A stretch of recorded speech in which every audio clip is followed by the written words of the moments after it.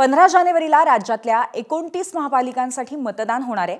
आज या निवडणुकीसाठी उमेदवारी अर्ज भरण्याचा शेवटचा दिवस होता, पण निवडणूक जाहीर झाल्यापासून ते आजपर्यंत या सगळ्या महापालिका क्षेत्रात बऱ्याच घडामोडी पाहायला मिळाल्या। याच सगळ्या घडामोडींचा आमच्या प्रतिनिधींनी या 29 महापालिका क्षेत्रातून आढावा घेतलाय। पाहूयात माझाचा हा खास ग्राउंड रिपोर्ट। 29 महापालिका 29 रिपोर्टर्स। ज्या महापालिका निवडणुकीकडे देशाचं लक्ष अशी मुंबई महापालिकेची निवडणूक यावेळी सुद्धा रंजक होताना आपल्याला पाहायला मिळणार आहे। कारण मुंबई महापालिकेमध्ये महायुतीतील 3 पक्ष जरी एकत्र आले नसले तरी शिंदेची शिवसेना आणि भाजप हे 2 मोठे पक्ष एकत्र आलेले पाहायला मिळतात आणि ज्यामध्ये भाजप साधारणपणे 137 जागा लढणार आहे तर शिंदेची शिवसेना 90 जागा लढणार आहे।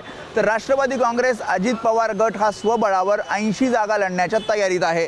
दुसरीकडे महाविकास आघाडीचा विचार केला तर महाविकास आघाडीमध्ये 2 गट पडलेले आपल्याला पाहायला मिळतात, ज्यामध्ये ठाकरे बंधूंची युती झाली आणि या युतीला साथ दिली आहे राष्ट्रवादी काँग्रेस शरदचंद्र पवार पक्षांनी। या तिघांचा जर आपण फॉर्म्युला बघितला तर ठाकरेंची शिवसेना साधारणपणे 160 ते 165 जागा लढणार आहे। मनसे पक्ष हा 50 ते 55 जागा लढणार आहे तर राष्ट्रवादी काँग्रेस शरदचंद्र पवार पक्ष हा साधारणपणे 10 ते 12 जागा या ठाकरे बंधूंच्या युतीसोबत लढेल।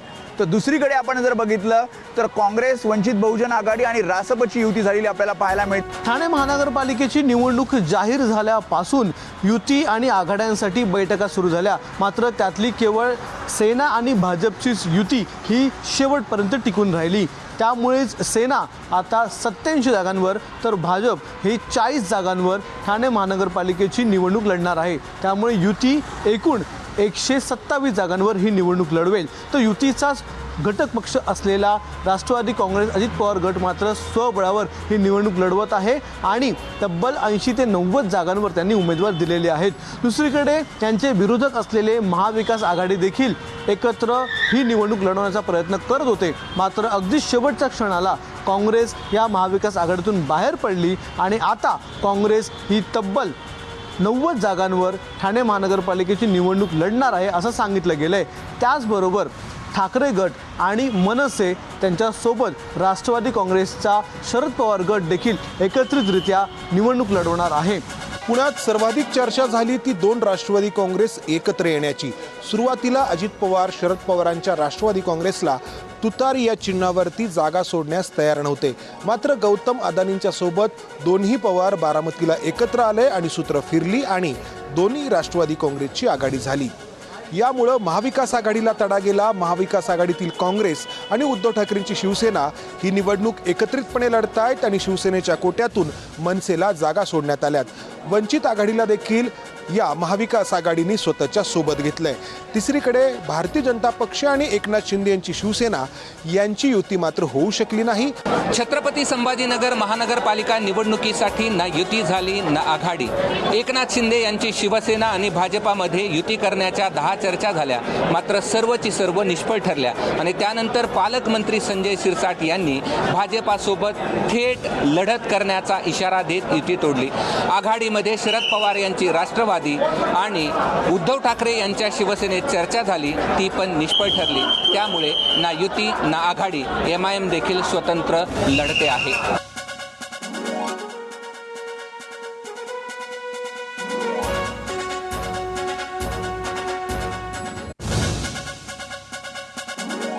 मागच्या 24 तासांमध्ये नागपूर शहरामध्ये प्रचंड मोठ्या राजकीय घडामोडी घडल्या। भारतीय जनता पक्षाने शेवटपर्यंत ताणून धरत शिवसेनेसाठी फक्त 8 जागा सोडल्या, मात्र शेवटल्या क्षणाला एका जागेवर शिवसेनेला मैत्रीपूर्वक लढत लढण्यास परवानगी मिळाली। तर दुसरीकडे महाविकास आघाडीमधनं राष्ट्रवादी काँग्रेस शरदचंद्र पवार पक्ष हा देखील बाहेर पडला। नितीन राऊत यांनी उत्तर नागपूरमध्ये त्यांच्या विधानसभा क्षेत्रात एकही जागा सोडायला राष्ट्रवादी काँग्रेसला नकार दिला। त्यामुळे कुठेतरी मग राष्ट्रवादी काँग्रेसला नाईलाजास्तव बाहेर पडावं लागलं।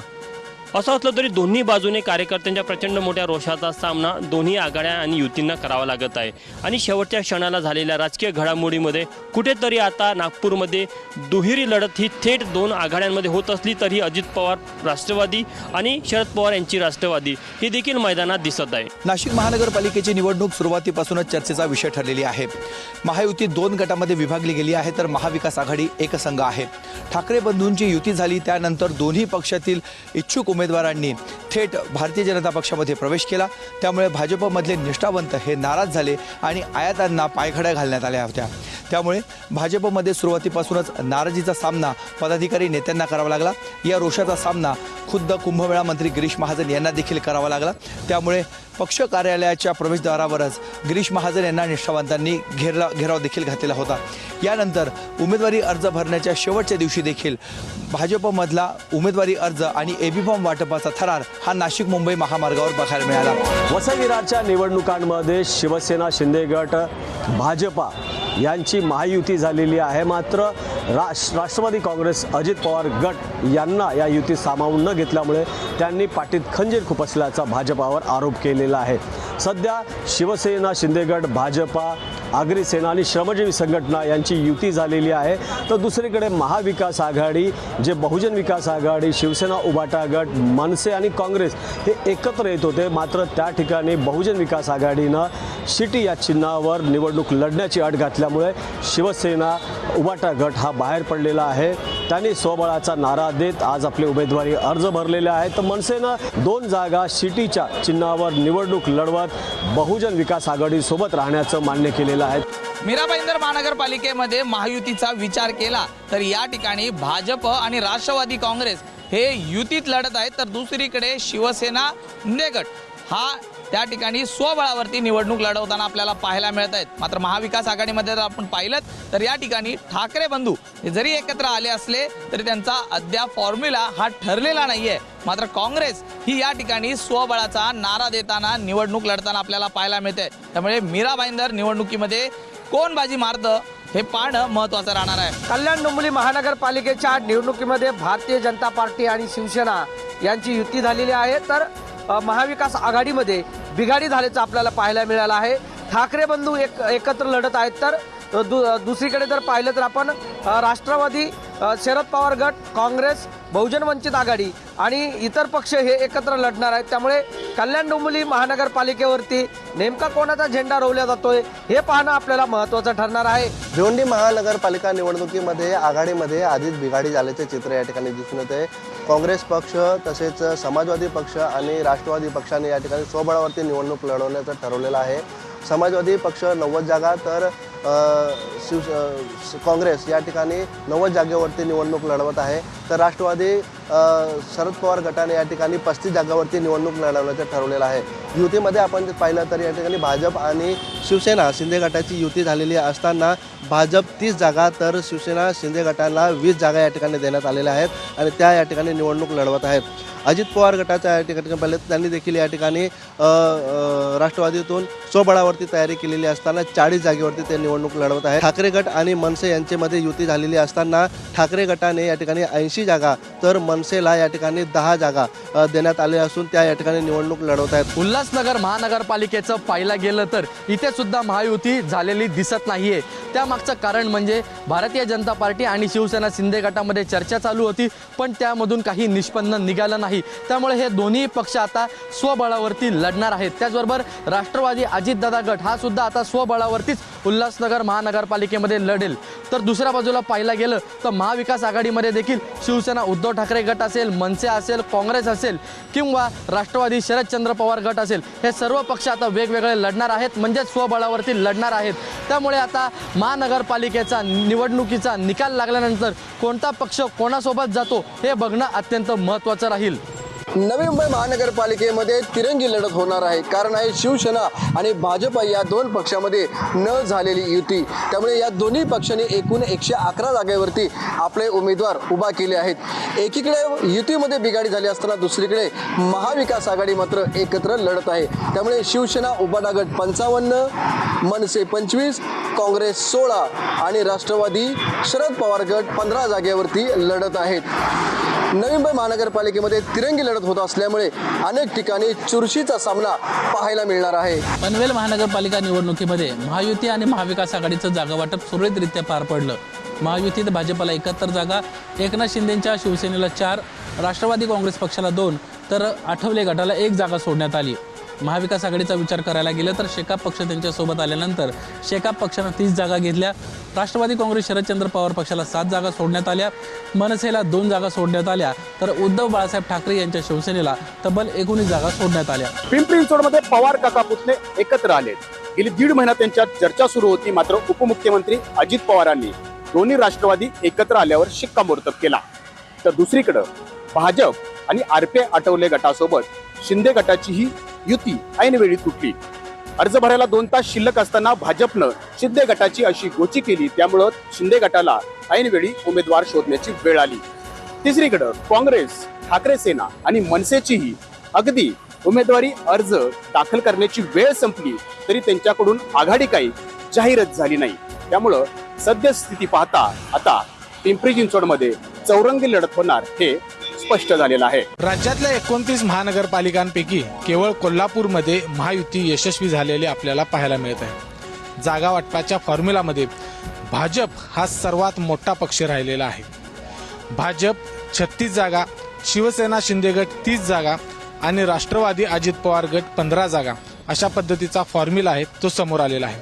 असं असलं तरी भाजपला किंवा महायुतीला आता प्रचारामध्ये आघाडी घ्यावी लागणार आहे, कारण याच्या आधीच काँग्रेसने दोन्ही याद्या आहेत त्या जाहीर केलेल्या आहेत आणि प्रचारामध्ये आघाडी घेतलेली आहे. सोलापूर महानगरपालिकेची यंदाची निवडणूक ही आयाराम गयाराम भोवतीच फिरताना पाहायला मिळते. मंत्री जयकुमार गोरे यांनी निवडणूक जाहीर होण्यापूर्वीच भाजपमध्ये मिशन लोटस सुरू केलं आणि माजी आमदार दिलीप माने यांच्यासह अनेक माजी महापौर, उपमहापौर आणि माजी नगरसेवकांनी पक्षांतर केलं. भाजपमधील इन्कमिंगमुळे भाजपचे ज्येष्ठ आमदार सुभाष देशमुख आणि विजयकुमार देशमुख यांनी पक्षावर नाराजी व्यक्त करत बंडाचा इशारा दिला. भाजपचे तिकीट म्हणजे जणू विजयाची हमी असा अनेकांचा समज झाल्यानं हजारो इच्छुकांनी उमेदवारीची मागणी भाजपकडे केली आहे. त्यातील किती जणांना अधिकृत उमेदवारी मिळेल हे पक्षानं शेवटपर्यंत गुपित ठेवलं. भाजपचा सामना करण्यासाठी काँग्रेस, शरद पवार गट, ठाकरे गट, माकप, मनसे या सर्वांनी एकत्रित येत महाविकास आघाडी केली. जागा वाटपाच्या मुद्द्यावरून ठाकरे गटात देखील पक्षांतर्गत मोठे वाद झाले, तर जागा वाटपाच्याच मुद्द्यावरून शिवसेना आणि भाजपची युतीची बोलणी अखेरच्या क्षणाला फिसकटली. शिवसेनेने भाजपची साथ सोडून राष्ट्रवादीसोबत हातमिळवणी केली आहे. सोलापुरात सर्वच पक्षात असलेल्या कार्यकर्त्यांचा सूर यंदाच्या निवडणुकीत कोणाला भाग पडणार हे 16 जानेवारी रोजी निकालाच्या दिवशी स्पष्ट होईल. सांगली मिरज कुपवाड महानगरपालिकेमध्ये महायुतीतील तिन्ही पक्ष स्वतंत्रपणे लढत आहेत अशी परिस्थिती आहे. दुसरीकडे भाजपनं महायुतीतील जनस्वराज्य आणि आरपीआय या गटाला मात्र सोबत घेतलेला आहे. महाविकास आघाडीमध्ये काँग्रेस आणि शरद पवार राष्ट्रवादी सोबत लढताना त्यांनी अजित पवार यांच्या राष्ट्रवादी सोबत अंतर्गत समझोता करून ही निवडणूक लढवण्याचा इरादा पक्का केलेला दिसून येतोय. त्याचबरोबर भाजपकडून प्रथमच शिवसेनेचे संस्थापक संभाजी भिडे यांच्या मागणीनुसार एका धारकऱ्याला या ठिकाणी उमेदवारी दिलेली दिसून येते. त्यामुळे एकूणच सांगली मिरज कुपवाड महानगरपालिकेमध्ये यावेळी अनेक इच्छुकांची गर्दी असल्यामुळं कोणत्याही पक्षानं थेटपणे या ठिकाणी उमेदवारी जाहीर केली नाही आणि त्यामुळेच कोणकोणत्या पक्षामध्ये शेवटपर्यंत बंडखोरी राहणार हे देखील पाहणं महत्त्वाचं असणार आहे. कोल्हापूर जिल्ह्यातील इचलकरंजीकर पहिल्यांदाच महानगरपालिकेच्या निवडणुकीला सामोरं जात आहेत. इचलकरंजी महानगरपालिकेमध्ये महायुती झाली असली तरी महाविकास आघाडीमध्ये मात्र बिघाडी पाहायला मिळते.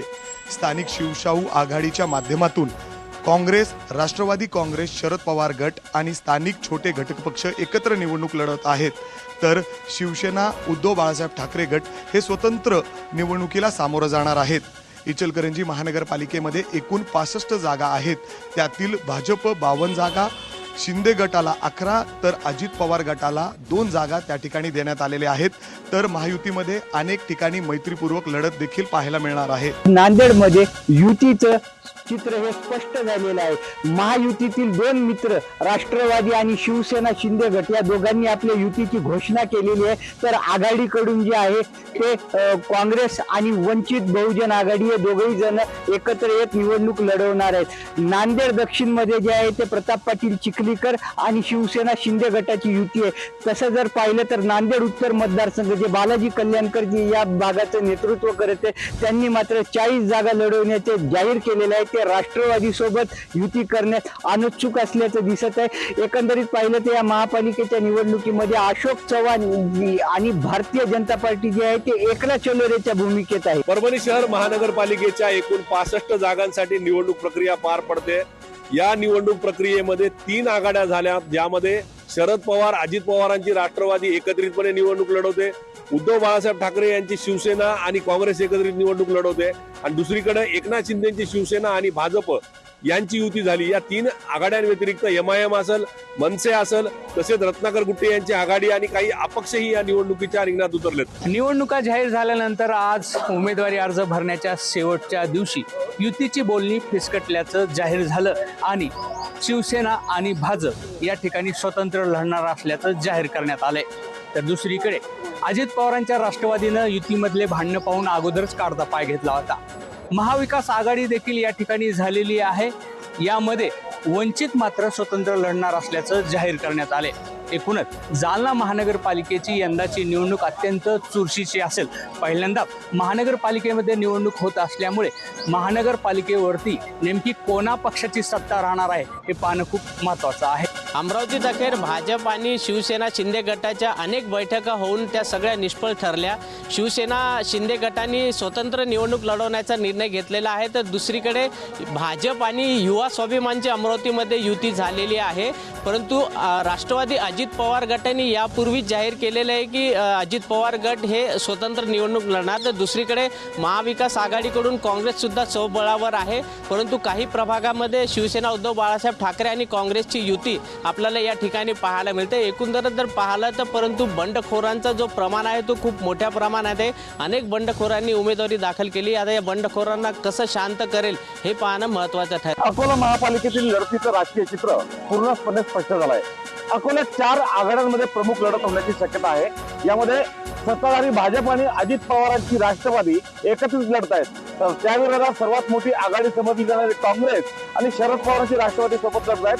यासोबतच ठाकरेंची शिवसेना आणि बच्चू कडूंची प्रहार अकोल्यासोबत लढत आहे. त्यातच अकोल्यात मोठी ताकद असलेली वंचित बहुजन आघाडी अकोला स्वबळावर निवडणुकीच्या रिंगणात उतरली आहे.